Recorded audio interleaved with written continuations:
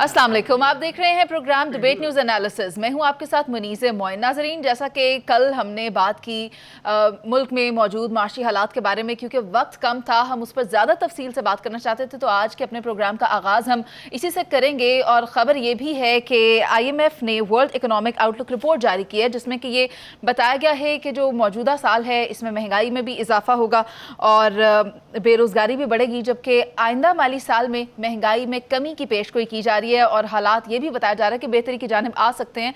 लेकिन मैं इस पर भी सवाल लेकर आऊंगी। पैनल में मेरे साथ नवीद चौधरी साहब मौजूद हैं, जावेद इकबाल साहब, PJ मीर सर और इफ्तिखार अहमद साहब।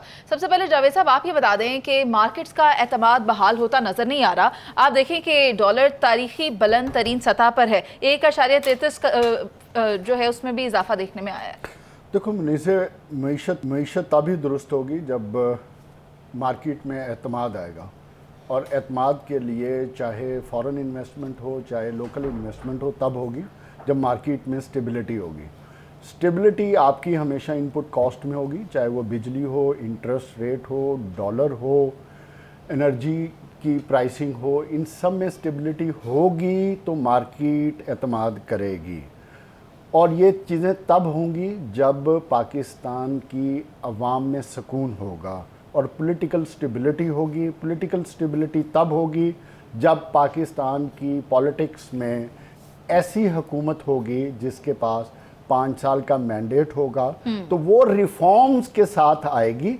जब वो रिफॉर्म के साथ आएगी तो ये स्टेबिलिटी खुद ब खुद आ जाएगी। बुनियादी मसला ये है। दूसरी बात, हमारे सियासतदानों से लेके पाकिस्तान की 27 करोड़ अवाम को भी अब समझ लेना चाहिए कि अगले 5 साल तक हम IMF से जान नहीं छुड़ा सकते। तो ये जो हमें कोई कहानियाँ सुनाए, कोई टोपी ड्रामा करे कि मैं IMF को नकेल डाल लूँगा, उसको गोडों पर ले आऊँगा, तो ये कहानियाँ और ये रेटरिक हमें अब बंद कर देना चाहिए। वी शुड गेट सीरियस, इसलिए कि अगले 2 से 3 महीने में हमें 5 से 6 अरब डॉलर चाहिए। कहाँ से आएंगे? वो तब आएंगे जब अब IMF से साइन करेंगे, तो इंटरनेशनल कम्युनिटी का हमारे पे एतमाद होगा और हमारे सिस्टम चलना शुरू होंगे। वर्ल्ड बैंक, ADP, IDP हमें पैसा देना शुरू कर देंगी। और दूसरा, मैंने जब 5 साल की बात की तो उसका मसला ये है, अगले 5 सालों में आपने कुछ 70 अरब डॉलर के करीब दुनिया को लौटाने हैं। वो तभी मुमकिन होगा जब आप IMF के साथ चल रहे होंगे। हमें देखना चाहिए बांग्लादेश को, जो 35 से 38 अरब डॉलर जिसके रिजर्व हैं, स्टेबिलिटी चल रही है, उधर 7 या 8% इन्फ्लेशन है और हम 45% पे खड़े हैं, लेकिन वो आज फिर IMF के साथ चल रहे हैं। क्यों? कि वो अपने आप के हालात को लेकर चल रहे हैं, अपनी सिचुएशन, आने वाले वक्त को लेकर चल रहे हैं। तो ये बात हमें अपनी ईगो से निकल आना है, अपने रवैयों को दुरुस्त करना है। और वो रवैये क्या हैं कि जब हमारी पॉलिटिकल प्रायोरिटीज़ की बजाय इकोनॉमिक प्रायोरिटीज़ होंगी, तो यकीन करें पाकिस्तान में इतना पोटेंशियल है कि हम हर तरह के इकोनॉमिक क्राइसिस से निकल आ सकते हैं। सही कह रहे हैं आप। तो बुनियादी तौर पे हमें अपनी सोचों को तब्दील करना है, अपने रवैयों को तब्दील करना है, अपने पॉलिटिकल रेटरिक को तब्दील करना है। और एक बात पे तय कर लेना है हमने कि हमने मईशत के ऊपर सियासत नहीं करनी। और मैं ये समझता हूं कि ये कौम को अब समझ आ जाना चाहिए, जो भी हुकूमत हो, चाहे इमरान खान वो भी ट्रैप्स बिछा के गया था, चाहे ये इसहाक डार ने हमें टोपी ड्रामा करके इस मईशत को डुबोया है, और शहबाज शरीफ ने, अब इस कौम को समझ लेना चाहिए कि हम किसी को कोई चांस ना दें मईशत पे हमारे साथ खिलवाड़ करने का, क्योंकि इनकी पॉलिटिकल अंपायर चलती रहेंगी। मसाइल आएंगे गरीब अवाम पे, 26 करोड़ अवाम को इनकी ख्वाहिशात पे भुगतान करना पड़ेगा। हुकूमतें आती हैं, हुकूमतें चली जाती हैं, लेकिन जो पॉलिसीज हैं वो लॉन्ग टर्म की बनानी चाहिए ताकि इस्तेहकाम आए, क्योंकि सियासी अदम इस्तेहकाम के बायस ही हमारे मुल्क में इस वक्त मुआशी अदम इस्तेहकाम मौजूद है। लेकिन नवीद चौधरी साहब, सवाल मेरा आपसे ये है कि शहबाज हुकूमत का जो 1 साल रहा, उसमें इकोनॉमिक रिफॉर्म्स जो लाई गई, उनको आप कैसे देखते हैं? देखें, शहबाज हुकूमत ने अब तक जो स्टेप लिए हैं उसमें उसके बायस मुल्क के अंदर मुआशी हवाले से परेशानियाँ बढ़ी हैं, ये हमें तस्लीम करना होगा। और सारे जो इकनॉमिक इंडिकेटर हैं वो भी परेशान कुन हद तक ज़वाल पजीर हैं, इसमें कोई दूसरी राय नहीं है। लेकिन किसी भी चीज़ को उसकी जड़ से देखना चाहिए कि मामला हुआ क्या है। आप जितनी मर्ज़ी बहस कर लें, आपको पीछे जाना पड़ेगा, बार बार हम कहते हैं पीछे जाएंगे। 2016 में जब पाकिस्तान के अंदर ना सिर्फ तमाम इकोनॉमिक इंडिकेटर ठीक हो गए थे, बल्कि लोड शेडिंग और दहशतगर्दी का जो फ्रीज था उस पर भी काबू पाया जा चुका था। उसके बाद पाकिस्तान के अंदर सियासी अदम इस्तेहकाम पैदा करने के लिए मुनज़्ज़म कोशिशें शुरू की गई। उसके नतीजे में एक बहरान आ गया। ठीक बात। अब हम आगे बढ़ते हैं। 2017 में क्या हुआ, फिर 2018 के इलेक्शन हो गए। एक चीज़ आप याद रखें कि एक वो दौर था जब IMF का प्रोग्राम मुकम्मल करके आप निकल गए थे बाहर। आपके जहन में वही खाका था जिसमें इसहाक डार साहब वापस आ गए, हालांकि मिफ्ता भी ठीक काम कर रहे थे, करने देते। फिर एक दौर वो आता है जो मुआहदा आप करते हैं उस पर आपकी अपनी इंतज़ामिया जो है, जो ब्यूरोक्रेसी जो कभी इतराज़ नहीं करती, उन्होंने कहा भाई ये मुआहदा ना करें। वो मुआहदा हुआ, आगे चले जाएँ। फिर सब ने कहा कि ये जो बाकर रज़ा साहब आ रहे हैं, इन्होंने मिस्र की मईशत डुबोई थी और मिस्र आज तक नहीं निकल सका उससे बाहर। बहुत बड़ी फौजी ताकत भी है वो, आपको इस बात का इल्म होना चाहिए। मिस्र की बहुत बड़ी फ़ौज है और बड़ा उसके पास असला है।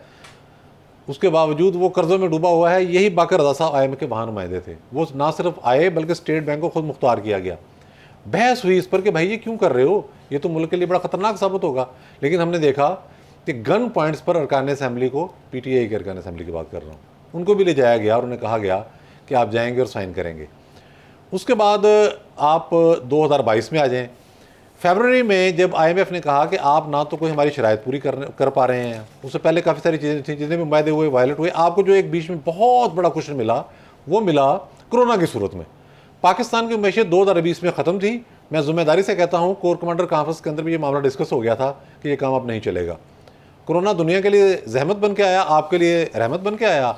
आपको मुख्तलिफ मालियाती इदारों से, एक तो आपकी जो आपने कर्जे वापस करने थे वो फ़ौरन सस्पेंड हो गया, दूसरा $4.5 अरब आपको मिल गए, उसकी मिस अप्रोप्रिएशन हो गई।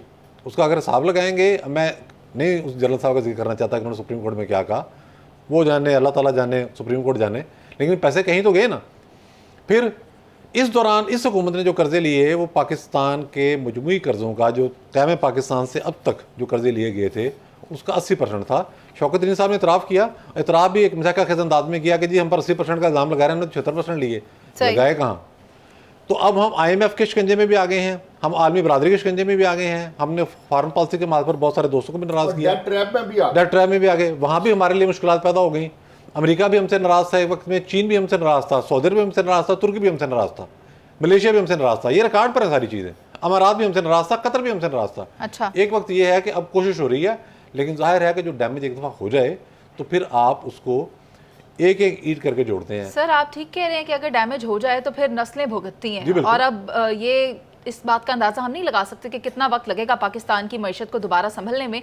लेकिन पीजे सर, मैंने प्रोग्राम के आगाज़ में हवाला दिया IMF की जानिब से जो इकोनॉमिक आउटलुक रिपोर्ट जारी की गई है, उसमें ये कहा जा रहा है कि आइंदा माली साल जो 2024 है उसमें पाकिस्तान की महंगाई की शरह में कमी वाक़ई आएगी। लेकिन मुझे ये समझ नहीं आ रहा कि किस तरह से आएगी। अभी आप हालात देख लें, ये तो इस तरह की इंडिकेशंस नहीं दे रहे।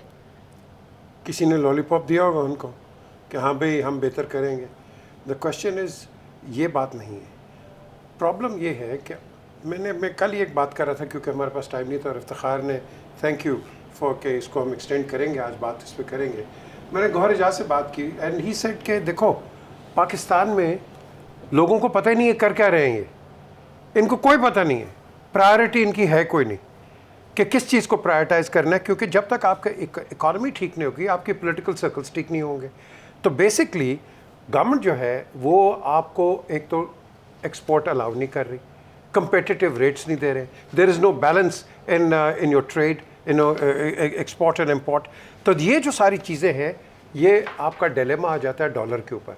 अब बड़ी इंटरेस्टिंग उन्होंने जो कल बात की, उन्होंने कहा कि देखो $18 बिलियन हमारा इम्पोर्ट है, $30 बिलियन आपका एक्सपोर्ट है। अब उसके साथ ये कहाँ से है? From a population of 230 million people. ये आपका डिलेमा है। फिर जो इंटरेस्टिंग चीज़ उन्होंने बताया, उन्होंने कहा कि $19.33 मिलियन ये टेक्सटाइल से आपका आ रहा था, it's gone down the drain. 66% of the of your economy was coming from there, that's gone down. क्यों? कि हम कंपेटिटिव नहीं हैं। हम कोई चीज़ बनाते हैं, सब स्टैंडर्ड भेज देते हैं, बाद में पाकिस्तान को पूछता कोई नहीं है। Why is Bangladesh ahead? Quality control, quality हम उस पर नहीं करते। हम ये बड़ी बड़ी बातें कर जाते हैं कि जी फेलियर हो गया, ये हो गया। Pakistan is not a failed state. Exactly. Pakistan के अंदर बड़ा पोटेंशियल है and the only thing is कि हमने इसको कंट्रोल कैसे करना है। एक और चीज़ जो उन्होंने बड़ी इंटरेस्टिंग बात की, 2008 में हमारा डॉलर था 60 रुपये पे, फिर उसके बाद आपका डेट कितना था till 48 billion dollars and all of a sudden today 130 billion dollars. Can you imagine 48 billion से 130, और उसके साथ हम हर साल, Javed your an expert, 6.8 billion dollars हम कैरी कर रहे हैं डेट को हर साल, और ये कितना बन गया आपका, this is 82 million dollars on top of it. Local debt 36 trillion rupees every year आपने इंटरेस्ट देना सिर्फ, और उसके साथ ये लोकल डेट आपका बजट है 7 ट्रिलियन एक्सपेंस है। मुझे बताओ पैसे कहां से लेके आओगे? तो ये मैं समझता हूं कि हमने इसको ठीक करना है। 16 मिलियन डॉलर्स का आप एग्रीकल्चरल इंपोर्ट कर रहे हो, तो आपकी एग्रीकल्चर किधर है? Please tell me. Iftikhar will tell. Iftikhar sahab, PJ sir ने जो डिजिट्स कोट किए वो बिल्कुल दुरुस्त थे। तीनों माहिरीन ने बेहतरीन पिक्चर पेंट की है, और हमें इसी ही काली स्याह पिक्चर के अंदर ही ज़िंदा रहना है, और यही हकीकत है। और कोई भी इस काबिल नहीं है कि इस स्याही को ख़त्म कर सके, क्योंकि जिन लोगों ने ये स्याही ख़त्म करनी थी वो तो अपना काम करके चले गए। अब ये बकौल मेरे दोस्त चौधरी के शहबाज की तो ये सलाहियत ही नहीं है कि वो स्याही को ख़त्म करे, तो फिर ये ठीक है, गुजारा करें, अपने जो पॉकेट है उसको देख के ख़र्चें। अगर आपकी पॉकेट में 2 रुपये हैं तो 2 रुपये ख़र्चें, 2.5 रुपये और 3 रुपये ना ख़र्चें। और ये मैं सबके लिए कह रहा हूँ, हुक्मरानों के लिए भी कह रहा हूँ, सिविल ब्यूरोक्रेसी के लिए भी कह रहा हूँ, अफवाज पाकिस्तान के लिए भी कह रहा हूँ, और ये जिन सरमायादारों और सरमायाकारों ने ये सारी पिक्चर पेंट करने में अच्छा किरदार अदा किया, इनसे भी कह रहा हूँ कि बस कर दें, प्रॉफिट को एक हद तक ही रखें, और प्रॉफिट वही होना चाहिए जो इंसानों को ज़िंदा रहने दे। आप अपने प्रॉफिट को उस हद तक ना ले जाएं कि जहाँ पे इंसान ज़िंदा ही ना रहें, और फिर आपकी इकॉनमी बिल्कुल ही और तबाह हो जाए। इकॉनमी की तबाही की वजह एक ये भी है कि जो रेगुलर करने की जो अथॉरिटीज़ हैं वो नाकाम हो गई हैं। They're totally रेगुलेटरी अथॉरिटीज यानी all regulatory authorities ख़त्म हो गई है। तो जब रेगुलेटरी अथॉरिटीज़ ख़त्म हो जाएं और ये सारी बातें जो हम कर रहे हैं, इतने पैसे नहीं आए, उधर नहीं आए, सर कार्टल्स जो है वो हुकूमत कर रहे हैं। वही मैं यही कह रहा हूँ, मैं ज़रा आज आहिस्ता आहिस्ता बोल रहा हूँ, मैं डरता हूँ उनसे, कार्टल से, तो मैं बड़ा धीमे अंदाज में बात कर रहा हूँ। शुगर कार्टल कि ये जो न शुगर कार्टल अकेला नहीं, अपना गंदम का कार्टल है, चीनी का तो आपने तज़किरा कर दिया, गैस का कार्टल है, पेट्रोल का कार्टल है, ऑयल का कार्टल है, वो दालों का कार्टल है, मिर्चों का कार्टल है, टबैको का कार्टल है, सब्जियों का कार्टल है, सबसे बड़ा ज़मीन का, फलों का कार्टल है। किस किस कार्टल का रोना रोगे?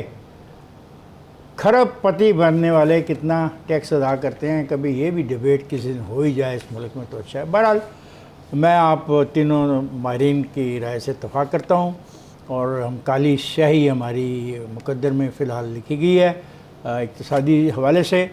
उम्मीद करता हूँ कि हम अपने रवैये में तब्दीली करेंगे, और जब मैं अपने रवैये की बात करता हूँ तो फिर मैं दोबारा दोहरा देता हूँ, ये सब के लिए है, सब के लिए। ये ना मौजूदा हुक्मरानों के लिए, ना उनके लिए जो उनको तबाह करना चाहते हैं, ना उनके लिए जो ये तबाही की कहानियाँ में सुनाते हैं। बात यही है कि मुल्क में मुआशी अदम इस्तेहकाम मौजूद है, और ऐसे में इंतखाबात का भी ऐलान कर दिया गया है अदालत की जानिब से, लेकिन इलेक्शन कमीशन को हुकूमत की जानिब से 21 अरब रुपए के फंड्स जारी नहीं किए गए, जिसके बाद इलेक्शन कमीशन की जानिब से सुप्रीम कोर्ट में रिपोर्ट जमा करवा दी गई है। इस पर करेंगे बात एक ब्रेक के बाद, आप साथ रहिए।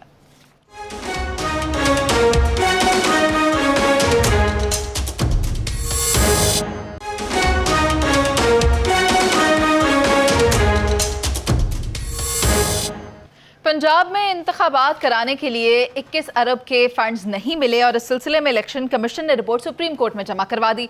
दूसरी जानिब खैबर पख्तूनख्वा में इंतखाबात का मामला है, और पाकिस्तान तहरीक इंसाफ ने पेशावर हाई कोर्ट में दरख्वास्त दायर कर दी है। नवीद चौधरी साहब, सवाल आपसे ये है कि क्या सुप्रीम कोर्ट कोई कार्रवाई करेगा फंड्स ना देने पर? जी करनी तो चाहिए। देखिए पार्लियामेंट ने तो इन्वाइट किया है ना, पार्लियामेंट में तकारीर हुई हैं, चीफ जस्टिस साहब के ख़िलाफ़ हुई हैं, उनके जो 3 करीबी जज हैं उनके खिलाफ हुई हैं, और वो ओपन कह रहे हैं, जलसों में तकरीर हो रही हैं। ANP ने तो ईद के बाद इस्तीफ़ा लेने के लिए चीफ मिनिस्टर साहब का इस्लामाबाद लॉन्ग मार्च करने का भी ऐलान कर दिया है। मौलाना फजलुर रहमान ने भी बाकायदा मुतालबा कर दिया इस हवाले से। और आप देख रहे हैं कि जो कुछ और हम सरगर्मियाँ देख रहे हैं अदालत के हवाले से, वो बड़ी परेशान कौन है। तो उन्होंने तो इन्वाइट किया, उन्होंने कहा कि भाई आपने जो फैसला दिया उसको हम नहीं मानते। अब जब चौथा इख्तलाफी फैसला आया, मैं नोट नहीं कहूँगा, फैसला कहूँगा, क्योंकि 4-3 का, उसमें जस्टिस अतर मिनुल्लाह साहब ने वजाहत कर दी कि 4-3 का फैसला है। तो ये सारी चीज़ें उन्होंने चैलेंज कर दी हैं। तो अब हम देखते हैं कि सुप्रीम कोर्ट कैसे आगे जाती है, कैसे टैकल करती है। उधर पार्लियामेंट की तरफ से तो कोई इनकार नहीं है। बहुत सारे लोग मैं देखता हूँ मेन स्ट्रीम मीडिया और सोशल मीडिया पर लगे होते हैं, लो जी वो जो मखसूस सीटों वाले थे उनको आगे कर दिया, 32 लोगों ने साइन कर दिए, फलां कर दिए। भाई पूरे हाउस ने जो चीज़ थी वो आपके सामने रख दी है। हाउस का सरबराह वज़ीर आज़म है, फिर उनकी स्टैंडिंग कमेटी है, और सेनेट से भी इसी तरह की करारदाद पास हुई है। तो उनमें वहाँ से तो कोई किसी किस्म की कोई इस किस्म की झिझक नहीं है। और चूंकि मामला सारा पोलिटिसाइज हो चुका है, मैंने तो पहले अर्ज़ किया था इसको पोलिटिसाइज ना करें।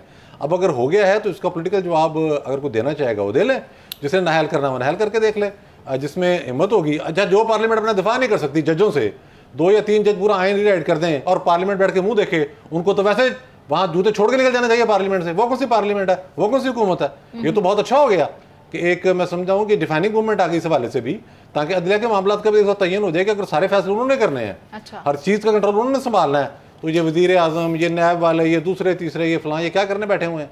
तो इनका तो कोई काम ही नहीं है। तो बहुत अच्छा हो जाएगा। बल्कि मैं तो कहता हूँ कि नोटिस लें और कार्रवाई भी कर दें, क्योंकि हमें इस किस्म की क़यादत की ज़रूरत नहीं है जो बैठ के यूँ करे, बजाय इसके कि अपने लीगल राइट्स, अपने बुनियादी हकूक़ पर डट के खड़ी हो।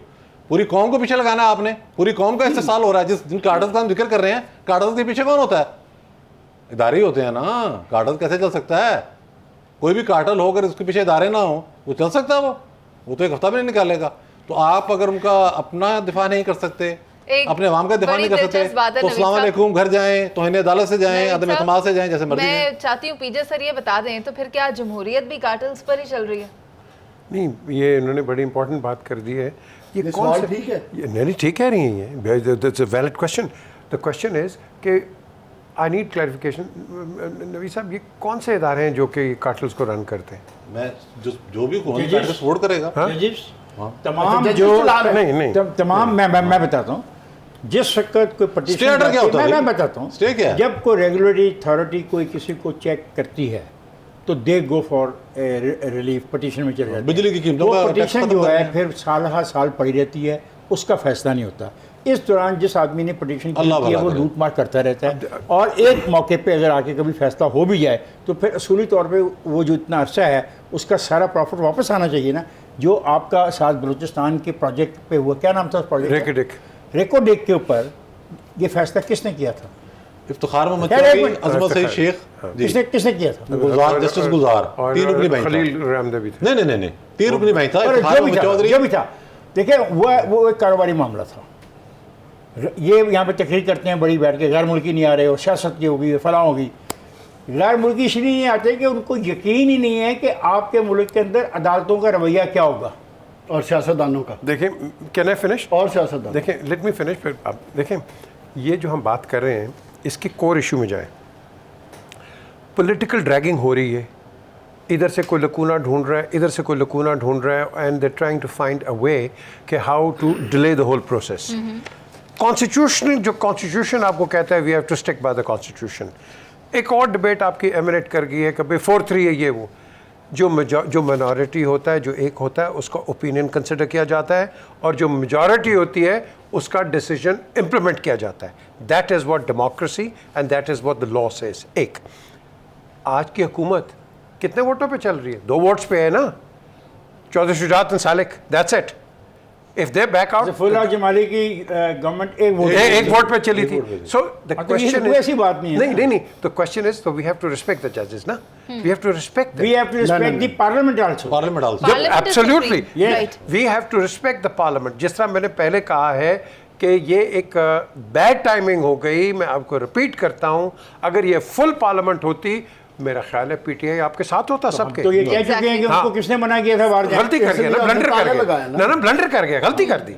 और सेनेट में वो हैं, सेनेट अब में ये हैं। नहीं कह सकते कि वो सारे प्रोसेस में है नहीं, बिल्कुल सेनेट में है। उन्होंने वोट कास्टिंग में हिस्सा लिया है, 16 वोट उन्होंने इसके खिलाफ दिए और इस दफ़ा उन्होंने वर्कआउट किया। तो एटलीस्ट द डेमोक्रेटिक प्रोसेस ठीक इज है सर, मैं मैं तो तो यही कह रहा हूं समझ ना। नहीं पा रही, आप दोनों भी ने भी बारियां इस तरह लगाई हैं। मैं चाहती हूँ मैं जावेद साहब की राय ले लूँ। जावेद साहब, आप मुझे ये बता दें कि सूरत हाल इतनी गैर वाज़ेह है कि पंजाब में इंतखाबात होंगे या नहीं। आपने राना सनाउल्लाह की स्टेटमेंट भी सुन ली, वो ये कहते हैं कि अगर इस तरह इमरान खान का रवैया रहा तो इंतखाबात तो हमें अक्टूबर में भी होते नज़र नहीं आ रहे, जबकि इमरान खान ये कहते हैं कि हम सड़कों पर निकल आएंगे अगर हमें इलेक्शन ना दिए। देखो, इस टाइम लगा हुआ है शुगल और टोटल हो रही है ड्रामेबाजी। अच्छा, और शुगर तो 1 साल से लगाया हुआ है वही पाकिस्तान ना, तरीके से। 11 महीने से शुगर लगा, ड्रामेबाजी हो कौन-कौन रही कर है रही और है? एक कानून बना। एक बड़ी मशहूर कहावत थी ना कि जिसकी लाठी उसकी भैंस। अब ये कहावत चेंज हो गई है कि जिसकी लाठी उसकी जमहूरियत और उसी की हुकूमत।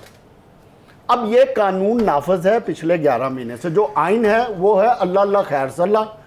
आइन पे तो अमल होना नहीं, क्योंकि राना सनाउल्लाह की स्टेटमेंट में आइन में कहीं नहीं लिखा कि फलां का रवैया ठीक होगा तो फिर टाइम पे इलेक्शन होगा। सर वो पॉलिटिकल स्टेटमेंट ठीक है, ये पॉलिटिकल स्टेटमेंट आपका इंटीरियर मिनिस्टर पिछले 11 महीने से दे रहा है। ठीक है, इस तरह का जो शुगर लगा हुआ है ना, यह है नॉन तुम्हें सीरियस सियासत का पता ही नहीं है, तुम एटीट्यूड। ऐसी सियासत की आप बात मुझे करते हो। सिखा दें या जो मुझे आपको सिखाने जमहूरियत की जरूरत ही पसंद, नहीं है। आइन सर, प्लीज पसंद, मुझे बात करने दें। मेरी तरबियत तरबियत हुई कर है। रहे सर, हैं। प्लीज मेरी बात करने दें। तरबियत ये है कि जिसकी लाठी उसी की जमहूरियत और उसी की हुकूमत है। मैं तो ये देख रहा हूँ और यही मुझे नजर आ रहा है। इसमें कहीं मुझे 24 करोड़ आवाम की ख्वाहिश 22 नजर करोड़ नहीं आ 24 करोड़ नहीं रही। है। जमहूरियत को ये डिफाइन नए सिरे से कर रहे हैं और अवाम को निकाल के ये खुद को सवाल क्या शामिल था? कर रहे हैं। सर, मैं आपका ठीक पॉइंट है? लेती हूँ। ये है मेरा इनके लिए पॉइंट जमहूरियत कि हमें हुकूमत में रहने दो, अगले 100 साल भी हमने इलेक्शन नहीं कराने, क्योंकि हमें इमरान खान पसंद नहीं इमरान खान है। पसंद इमरान खान की पॉपुलैरिटी पसंद नहीं है, क्योंकि पिछले जितने इलेक्शन हुए वो जीत गया। मैं हमारी इतना हुकूमत और ताकत के बावजूद, ठीक सर, प्लीज उन्हें बात करने है, दें। जितने सर्वे हुए हैं वो 75%, 80% ये सर्वे ऐसे हमने ही इलेक्शन नहीं कराना।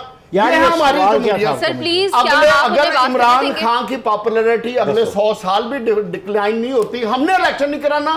और जिस तरह हमारे चौधरी साहब ने बयान किया है मुस्लिम लीग नून का नुक्ता नजर के मार्शल लॉ लग जाए, तौहीन अदालत हो जाए। और यार ये आप पाकिस्तान में बात कर रहे मैंने हो कहा कि जजों को अभी हमने क्या बात अपने की दायरों में रहना होगा कि भाई। मुल्क में हर मईशत कैसे दायरे में दुरुस्त होगी। मैं तो ये कह रहा हूं। रवैये तो हमारे ये हैं हम तो कि कह रहे हैं दायरे में हमारी रहे। सियासतदानों को हम क्या कह रहे हैं कि तुम यार, ये टाइम- कोई टाइम आइन फ्रेम के नहीं है। साथ सुप्रीम कोर्ट के साथ मार्शल लॉ टकराओ। कहां से आ गए? और सुप्रीम कोर्ट की गलती क्या है कि उसने जावेद एक साहब? आइन के Bench साथ fixing। रूलिंग दे दी।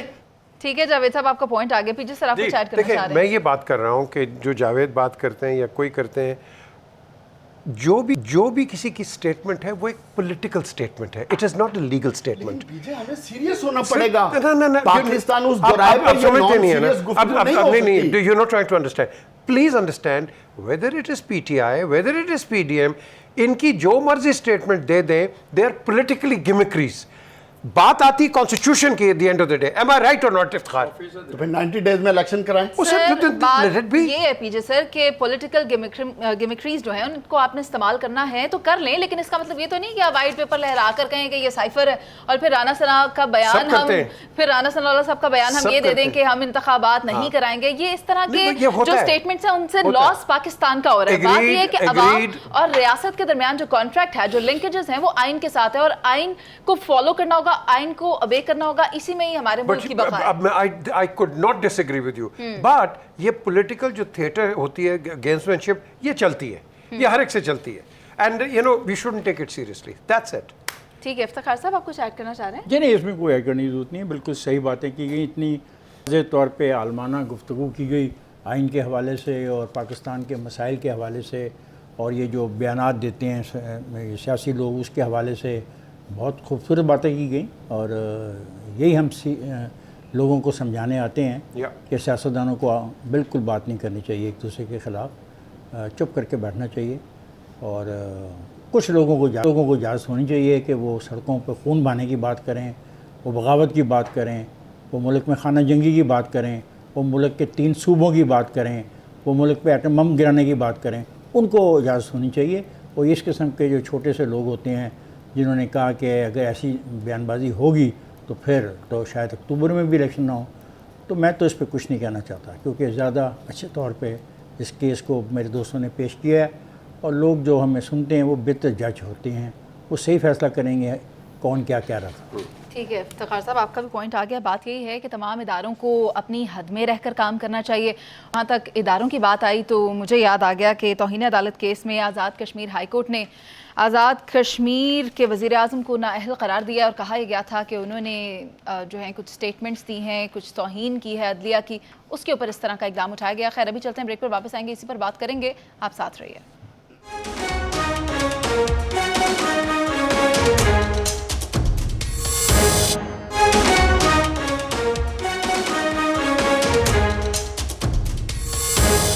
आज़ाद कश्मीर के वज़ीर आज़म सरदार तनवीर इलियास को आज़ाद कश्मीर हाई कोर्ट ने नाअहल करार दे दिया है। आज उनको तलब किया गया था सुप्रीम कोर्ट की जानिब से और हाई कोर्ट की जानिब से। जब वो हाई कोर्ट में पेश हुए तो उनको उनकी वीडियोस दिखाई गई, जिसके बाद उन्होंने माफ़ी भी मांगी गैर मशरूत, जिसके बाद उन्हें ये कह दिया गया कि वो नाअहल हैं। और उसके बाद जब वो सुप्रीम कोर्ट पहुँचे और वहाँ पर भी उनसे इसी बारे में वजाहत तलब की गई, जब उन्हें उनका कंटेंट दिखाया गया तो उन्होंने एडमिट किया कि उन्होंने ये किया है, उनसे तौहीन अदालत हुई है। और उस पर सुप्रीम कोर्ट ने उन्हें कहा कि आप हमें 2 हफ्ते तक जवाब जमा करवा दें।